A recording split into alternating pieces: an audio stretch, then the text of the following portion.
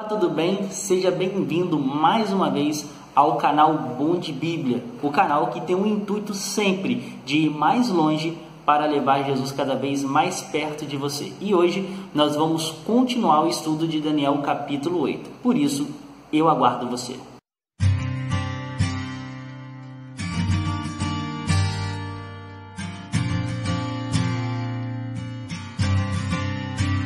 Pessoal, como eu já disse na introdução desse vídeo, nós vamos continuar estudando o assunto fascinante de Daniel capítulo 8. Mas antes de a gente continuar o nosso estudo, a gente vai pegar ali no período já do bode, daquele animal, que para aqueles que ainda não viram outro vídeo, tá bom? Se você não sabe o que é bode, veja o outro vídeo lá para ficar mais claro.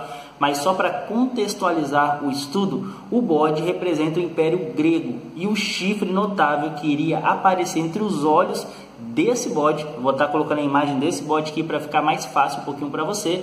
Ele representa todo o poder de Alexandre o Grande, que para aqueles que estudaram a história e gostam de história, sabe que foi um imperador diferenciado. Ele conquistou ainda na sua juventude vários territórios, ele conseguiu conquistar províncias e vários outros feitos ele teve na sua vida, porém aos 33 anos ele morre, né? E até hoje a morte dele é um mistério, não sabe-se se ele morreu porque ele bebeu tanto e cada taça que ele bebeu equivale à idade dele, né? Que ele morreu por volta de 33 anos, presume-se os historiadores, ou se ele foi envenenado, enfim, mas foi um grande conquistador. E a gente vai pegar desse ponto de partida da profecia em diante. Mas antes eu não poderia de continuar sem dar o meu alô, tá bom? Quero dar um alô aqui hoje nesse vídeo para a Igreja Adventista do Sétimo Dia de Itaoca-Pedra, ok? A igreja lá, uma igreja muito boa, participei de alguns trabalhos evangelísticos lá também em alguns períodos, estive participando como obreiro lá uma época também, e é uma igreja que eu tenho um grande carinho, um grande feito por eles lá, e eu tenho certeza que Deus também está feliz com a igreja ali, com o trabalho que vem sendo desenvolvido, junto às panelas, né, que são feitos lá. E aqueles que não são adventistas talvez está boiando, né? Mas junto à panela é quando a igreja se reúne, cada um leva um pouquinho de cada coisa ali. E o interessante é que quando a gente está com fome, né? Fazendo um parênteses aqui só para a gente fazer uma contextualização no vídeo aqui, só para as pessoas entenderem melhor, que o junto à panela ele é tão mágico, né? Para aqueles que participam, que a gente chega, né? Naquele momento do culto, acaba o culto por volta de quase meio-dia, e a gente vai ali para junto à panela, todo mundo com a barriga revirando, e a gente olha assim aquele monte de comida, e a gente fala assim, ah, mas tem tanta comida, mas tem 1 milhão de pessoas aqui, não vai dar para todo mundo, vai faltar. E Deus ele é tão bom que todo mundo come, todo mundo repete e sai satisfeito, né? Então é muito gratificante. Lá, né, temos sempre um junto à panela, a gente sabe, e eu quero mandar um alô muito especial aí para a Cleide, para o Adonis, que são os líderes lá, também a Daniele, que frequenta lá, minha sogra, Thaísa, o Léo, que também fazem parte da nossa família. Um grande abraço para vocês, tá bom? Bom, sem mais delongas, vamos continuar então o nosso estudo da palavra de Deus, que a gente já está chegando quase em Daniel capítulo 8, verso 14, às 2300 tardes e manhãs. A gente vai falar sobre ela com detalhes, porque é a maior profecia bíblica e ela precisa ficar bem gravada na nossa mente. Bom, como eu disse para vocês, né, Alexandre o Grande se torna o grande imperador, porém ao auge da sua carreira ele morre. Se você está com a sua Bíblia aí, pode abri-la comigo em Daniel capítulo 8, tá bom? Que é o estudo na qual nós estamos desenvolvendo. Nós falamos um pouquinho sobre alguns impérios antes, falamos da guerra entre o carneiro e o bode, o império medo-persa e o bode grego, e agora a gente vai dar continuidade à profecia, ok? E o verso 8 nós lemos assim: o bode se engrandeceu sobremaneira, e na sua força quebrou-se o grande chifre, e em seu lugar saíram 4 chifres notáveis para os 4 ventos do céu.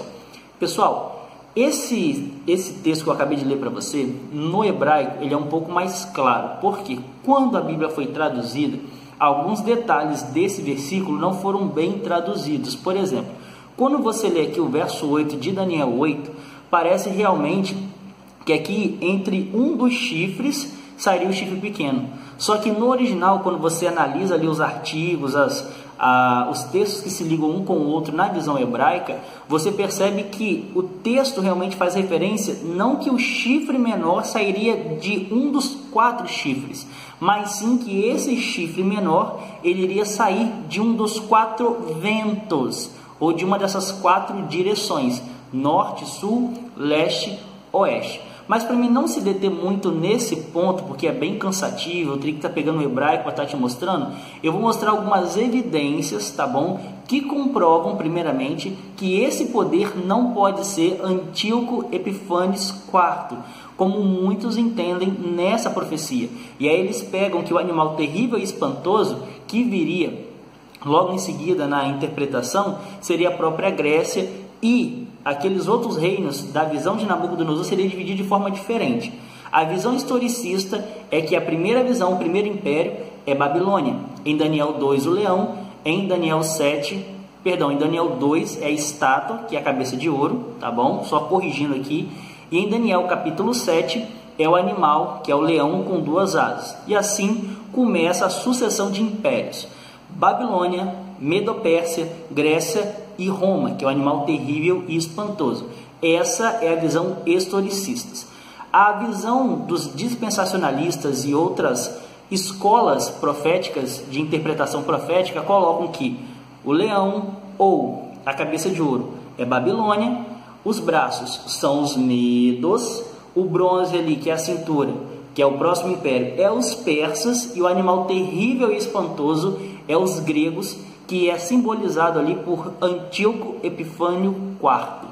E muitos colocam tanto que muitos vídeos que eu vi na internet de eruditos e alguns pastores também, quando falam dessa profecia, eles entendem dessa forma. Eles dizem que Antíoco Epifânio IV, ele se encaixa na profecia e tudo mais. Só que eu vou dar aqui o meu parecer e por que eu não aceito essa forma de interpretação, que seja Antíoco Epífanes IV, mas sim o Império de Roma. E eu vou dar aqui alguns detalhes porque que eu não considero essa profecia, e eu discordo, gente, com muito respeito, tá bom?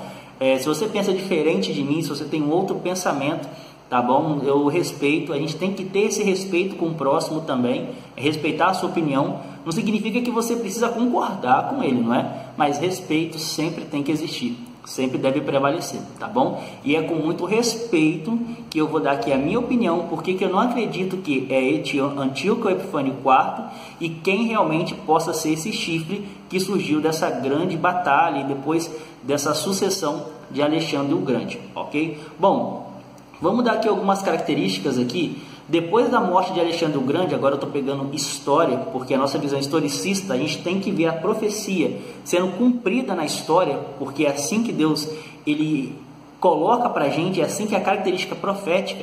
E quando nós vamos para Apocalipse, nós percebemos que isso realmente acontece. As 7 cartas, por exemplo, que Deus manda, as 7 igrejas também, são todos acontecimentos que vêm se desenrolando ao decorrer da história, e fica muito mais claro, porque a gente vai vendo a atuação de Deus nos caminhos. Isso também realça a nossa esperança, né? Porque a gente vê que a gente não está sozinho no universo, que Deus continua conduzindo toda a história. E, o mais importante, Ele sabe o que vai acontecer e nos mostra lá na frente que existe uma grande esperança. Se você sofre agora, que está vendo esse vídeo, está sofrendo por causa da pandemia, por causa das assolações que estão acontecendo, calma. Deus, ele tem a solução, ele tem a resposta, e logo Cristo vai voltar para resolver todos os nossos problemas. A volta de Cristo é a solução para todos os nossos males, tá bom? Bom, continuando aqui, como eu estava dizendo, né? Depois da morte de Alexandre o Grande, surgiram vários generais que lutaram contra o poder. Vamos lá. Alexandre o Grande, de acordo com a profecia, ele morre. Lembra-se lá do capítulo 8, verso 9, que o chifre notável ele seria quebrado. Pois bem, agora, como que ficaria o império? Alexandre o Grande conquistou grandes territórios. Ia ficar para ninguém? Claro que não. Alexandre o Grande tinha grandes generais ali que faziam suas vontades, eles começaram a lutar pelo poder. Só que existia na sucessão de Alexandre o Grande também o seu irmão e também os seus 2 filhos. Eu até listei o nome deles aqui. O nome do irmão de Alexandre era Felipe Arideu. E os 2 filhos eram Alexandre Egos e Hércules. Só que o que acontece? Gente, quando nós falamos de poder, de território, de riqueza, o ser humano ele faz coisas horríveis, você sabe disso. A história está repleta de casos assim. E na vida de Alexandre o Grande, ou na história de Alexandre o Grande, não foi diferente.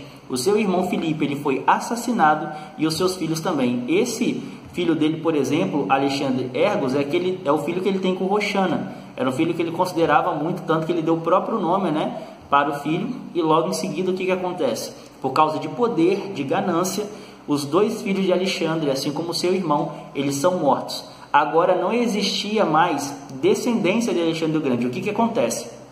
Havia vários generais, porque o Alexandre o Grande, ele tinha um grande exército. E aí um general foi lutando aqui, foi lutando ali, foi indo, até que sobraram 4 generais. De vários, sobraram 4. E por quê? Porque a profecia mostrava que iria ser assim. Gente, Deus, ele conduz a história, e por conduzir a história, ele sabe o que vai acontecer.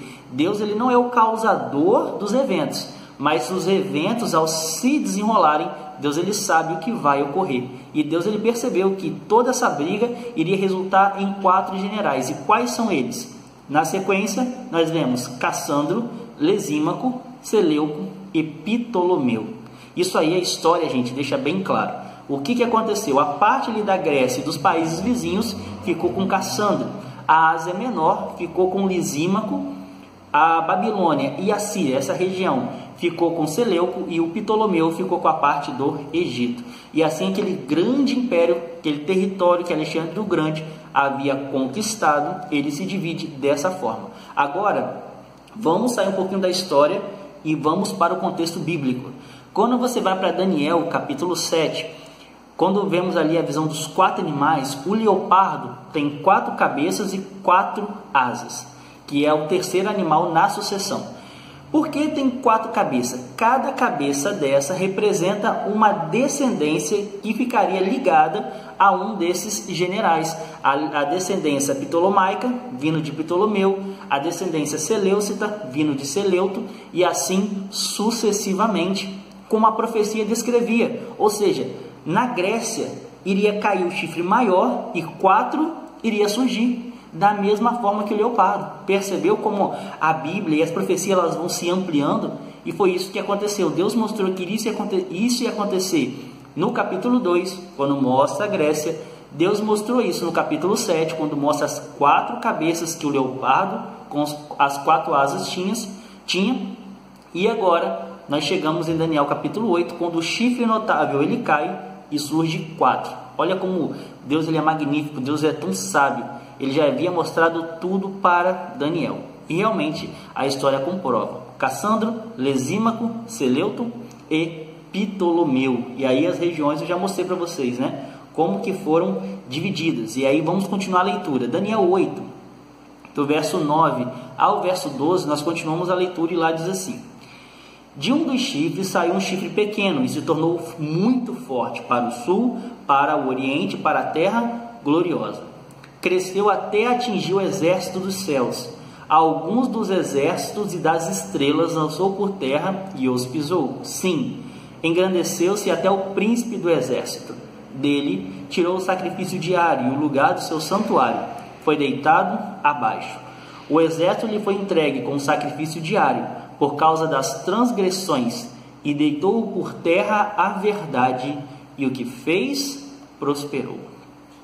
Esse texto aqui, ele centraliza muito no que aconteceu depois que Alexandre o Grande ele morre e os 4 generais assumem. Lembre desses 4 generais: Cassandro, Lisímaco, mas quem? Ptolomeu e Seleucito.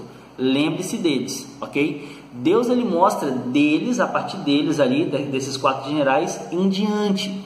E nessa visão agora, ele mostra que um chifre menor iria sair de um dos 4, só que como eu expliquei, não é dos 4 chifres, mas dos 4 ventos, de uma dessas direções, e iria rumo à terra gloriosa.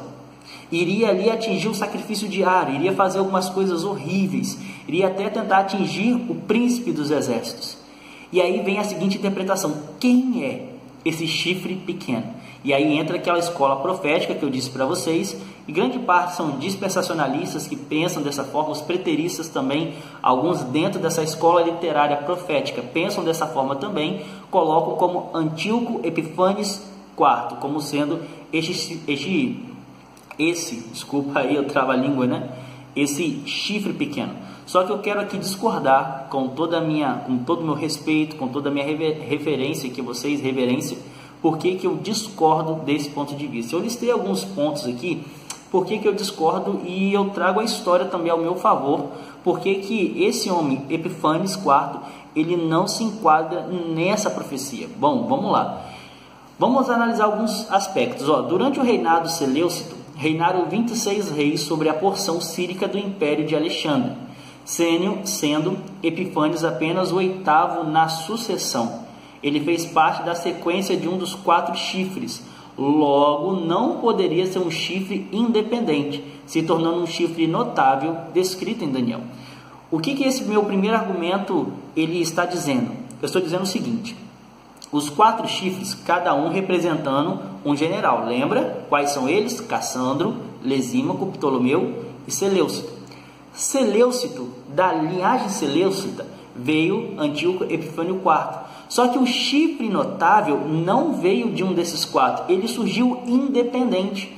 E Antíoco Epifânio IV, ele não foi imperador independente, ele veio nessa linhagem de 26 imperadores ou reis, ele foi o 8º. Por isso que esse meu primeiro argumento mostra que ele não pode ser esse chifre pequeno, porque esse chifre ele é independente, ele não está alienado aos outros 4.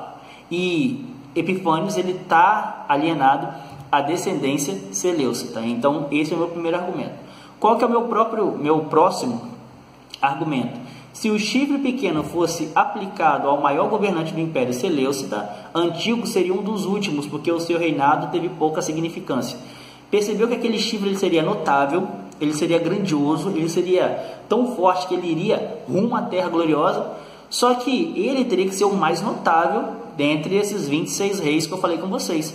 Só que comparado aos 26 reis, Antíoco Epifânio IV, ele teve pouca referência, ele conquistou poucos pedaços de terra, e aqueles que ele conquistou ainda foram tomados também, foi um pedacinho do Egito, então ele não teve destaque nessa linhagem. Um outro ponto aqui que eu gostaria de colocar é a Pérsia foi chamada grande, na profecia de Daniel. A Grécia, muito grande. Logo, o chifre pequeno precisaria passar pelas ambas as referências. Já o reinado de Epifânio, de longe, se compara a ambos os impérios. Tá bom? Quando você vai, os Medo-Persas, a Bíblia fala que foi um grande império. A Grécia foi maior ainda. E o do chifre pequeno teria que ser superior a esses dois. Só que a linhagem Epifânios, o reinado de Antíoco, ele não foi nem de longe considerado grande como esses dois impérios. Então você está vendo como não bate as características históricas desse personagem com o relato bíblico? Mas eu tenho outros argumentos aqui também, olha só. O chifre pequeno devia se opor ao príncipe dos príncipes. Esse ponto aqui é uma das, acho que é o mais marcante. Quando nós vamos para Daniel capítulo 8, você percebe que quando fala a respeito desse chifre, ele iria, como eu coloquei aqui, né? Deixa eu só voltar aqui, ele iria se opor ao príncipe dos príncipes. Quem é esse príncipe? É Cristo Jesus. Então, esse chifre pequeno, ele iria participar no período, ou ele estaria em ascensão, ele estaria reinando na época que Cristo tivesse na terra, para que ele pudesse afligir o príncipe dos príncipes. Só que Antíoco Epifânio IV, ele morre 164 anos antes do nascimento de Jesus. E ele não se enquadra também nessa profecia, porque esse chifre pequeno, ele iria participar do período em que Cristo veio pela primeira vez na Terra. Então esse para mim é um dos maiores argumentos que eu encontro aí. E o último, porque eu quero colocar aqui também que eu discordo com muito respeito de quem pensa diferente de mim, mas eu preciso trazer essa bagagem histórica, é que Antíoco Epifânio IV, ele não se encontra no padrão de Daniel. Quando você vai para Daniel 2, você percebe que Daniel é muito claro. Babilônia, Medo e Pérsia, Grécia, Roma. Fala de grandes impérios. Você vai para Daniel 7, a mesma coisa os animais. Babilônia, Medo e Pérsia, Grécia e animal terrível e espantoso, seguindo a sequência de Daniel 2, que também é simbolizado por Roma. Por que agora em Daniel 8 tudo isso ia mudar? Em vez de realmente destacar Roma de novo, iria destacar agora o Antíoco Epifânio IV, um imperador. Não percebe que não segue uma sequência, não segue um padrão? Por isso que eu discordo novamente eu quero bater na tecla, com todo respeito, Antíoco Epifânio IV como sendo a interpretação de Daniel 8, mas sim o Império de Roma, porque desde o capítulo 2 segue essa sequência. Isso significa que o capítulo 8 ele continua nessa linha de raciocínio. E num outro estudo com mais calma, eu vou estar explicando por que eu considero Roma e todas as características que envolve. Primeiro que quando nós vamos para Daniel 7:25, como outro vídeo eu já expliquei, ele levanta-se contra o Altíssimo, magula os santos do Altíssimo, cuida em mudar os tempos e a lei, e também reina por um tempo, 2 tempos e metade de um tempo. Quando você pega essas características, o único poder que ele segue essa sequência toda certinha é a igreja medieval, que surge do Império de Roma pagã, dessa sucessão de impérios. Tá bom, gente? Então esse foi o estudo de hoje. Eu gostaria só de destacar um pouquinho esse raciocínio, porque muitas pessoas que estudam profecia, quando chegam nessa parte, eles buscam na história uma pessoa que vai centralizar nessas características. E quando chega a Antíoco Epifânio IV, eles não analisam todo o reinado desse personagem. Pega ele ali por algumas coisinhas que ele fez, igual ele foi até o templo de Jerusalém, realmente destruiu o templo, fez algumas coisas lá, só que ele não, de certa forma, ele não parou o sacrifício diário que ali havia, ele não teve tanta repercussão, ele não tem característica para ser um chifre independente, né? Então a gente tem que olhar todo o escopo, né? Toda a estrutura da profecia, tá bom? Então, seguindo essa linha de raciocínio, quando a gente chega agora, a gente vê que Roma, ele vai seguir todo esse exemplo e, inclusive, quando Jesus ele vem à Terra pela primeira vez, há quase mais ou menos 2000 anos, é esse império que crucifica Cristo Jesus, é esse império que é o poder atual vigente, como a profecia de Daniel 8 ele menciona, tá bom? Então esse foi o nosso estudo. Se você tem alguma dúvida sobre os temas, manda aqui no comentário. Não esqueça de deixar o seu like, não se esqueça de inscrever, isso ajuda muito o nosso canal também. Ative o sininho, porque isso mostra para o YouTube que esse vídeo está sendo relevante.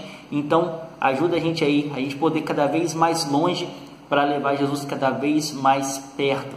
E logo logo nós vamos começar uma sequência nova de estudos desde o capítulo 2 de Daniel. Nós vamos pegar todas essas profecias e estudar à luz da palavra de Deus. Eu conto com a sua ajuda, eu conto com a sua força para continuarmos evangelizando.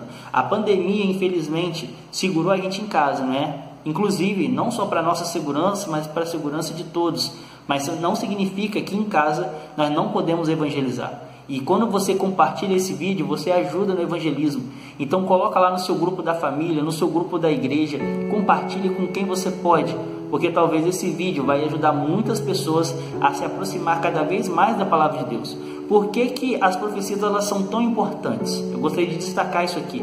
Parece que eu só estou falando de datas, né? Datas e mais datas e mais datas, e parece que o texto ou até o vídeo mesmo fica bem monótono. Mas por que que eu falo muito de datas? Eu gosto muito de bater na tecla dos imperadores, dos nomes, para que você perceba que você não está sozinho, para que você não ache que tudo o que está acontecendo é por acaso. Não, Deus já havia relatado tudo.